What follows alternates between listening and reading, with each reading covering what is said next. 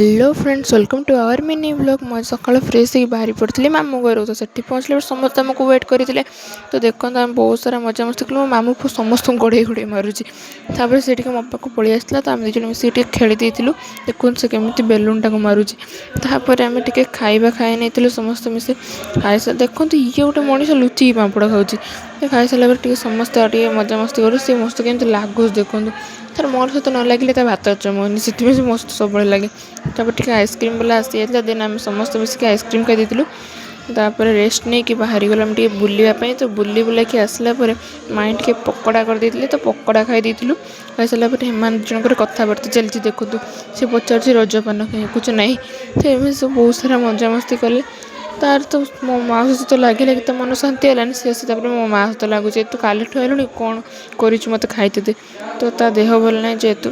तो blog T भल लगे लाइक कमेंट शेयर कर दे।